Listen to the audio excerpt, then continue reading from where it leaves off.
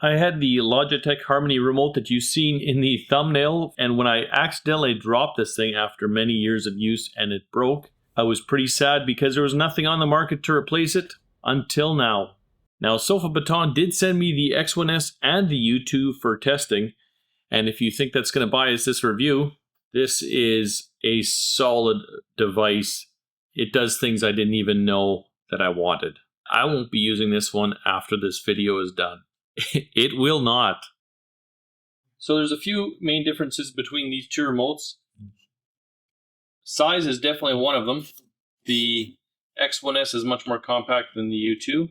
The X1S also has a USB charging port with a built-in battery, whereas the U2 is just your standard AA batteries in the back.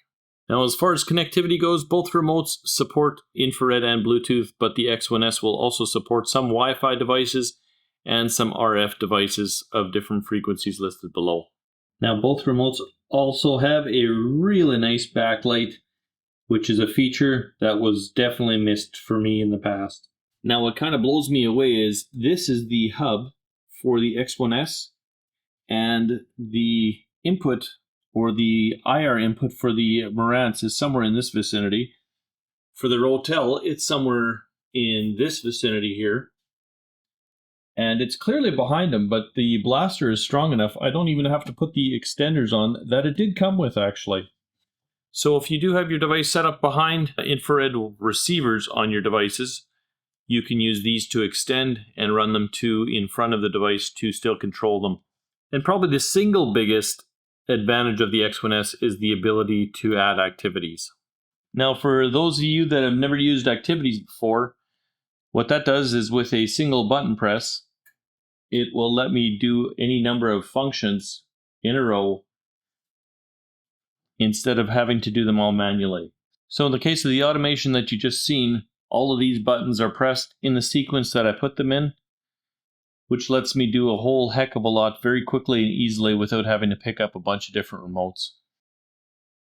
So the first thing you're going to need to do after you get your remote is to install the app, and you can find it by just doing a Google search for SofaBaton App, or you can use the QR code on the side of the box. Okay, so here's what pairing looks like.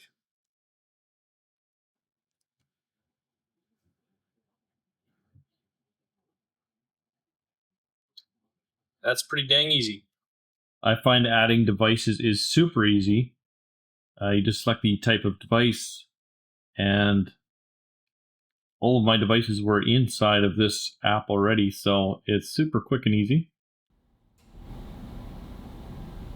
And by testing the different buttons, you can see that the app works, or that the right device is selected, and just click next and select the icon that you want, and it'll download and update that to the hub in front of me on the table.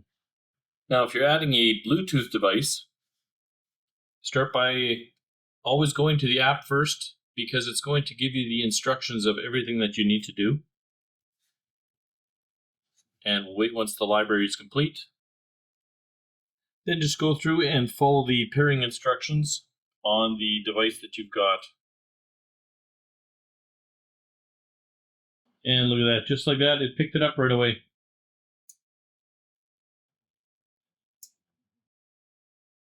Now, to set up an activity, that is also very easy and intuitive. Just follow the app, select the devices that you need, customize it however you want.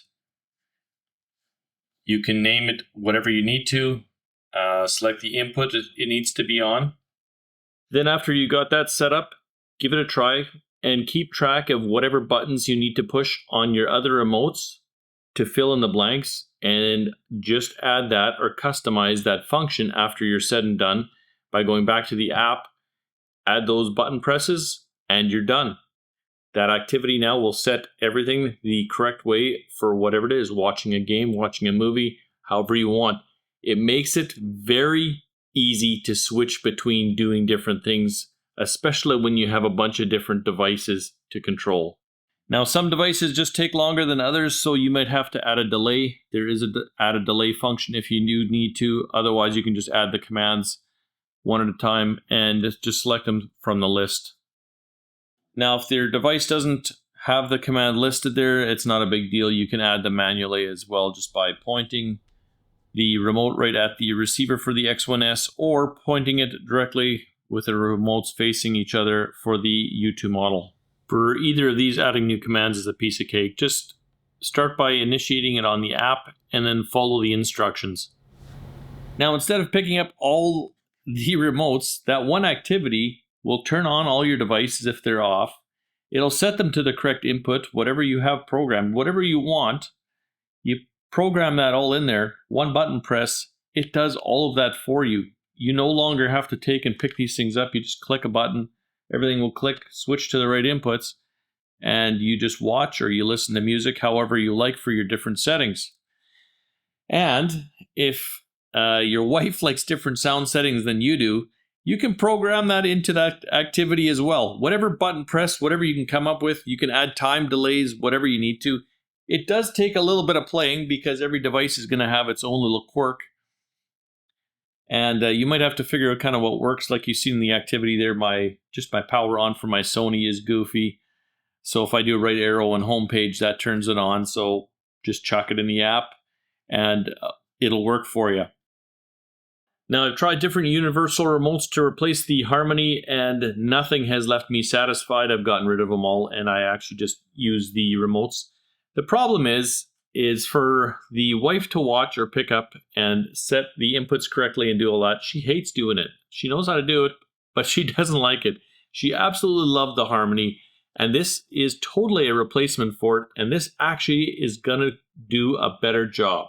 The Logitech Harmony had very outdated software, and it definitely needed a replacement. Having a nice app on the phone that lets me program everything, and it just syncs to the hub, it's just a game changer. I'm totally pumped with this thing.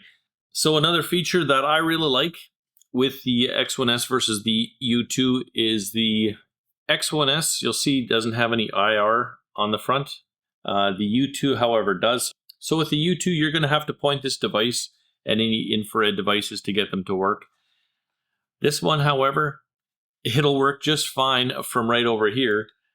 Pointed the wrong way, everything turns off because the hub is there and it sends all the commands through the IR blaster or through the hub.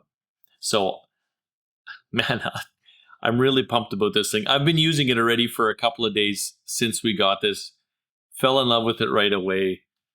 I found this one quirky.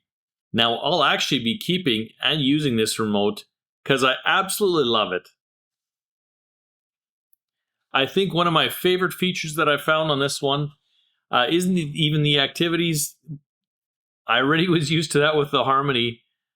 But what I love is I can take my phone now, and because the hub is sitting in front of the TV in the hotel, I can be wherever I want in the house. I can have my music going, and although Spotify does control the volume, I can now change the inputs. I can stream directly to my hotel, which I definitely like for just stereo listening, or I can go through the rants. But I can do all of that without having to come down here, switch remotes, pick stuff up, change inputs. I can click that button on the phone and it works just as good as if I'm right here in the room. Okay, so if it does all that, how long is this thing realistically going to take you to set up? For me, I'm not really shy of electronics. They kind of work out well with me. It only took me about 30 minutes and I had both remotes up and running and doing what I wanted them to. If you're not very tech savvy, the app is very user friendly for the X1S. It's a little bit quirky for the U2. If you have trouble with the app on the U2, just restart your phone or your device that you're trying to connect to teach this thing what you want it to do. And that worked to get my app functioning. I had to do that several times with this remote to get it doing what I wanted it to do.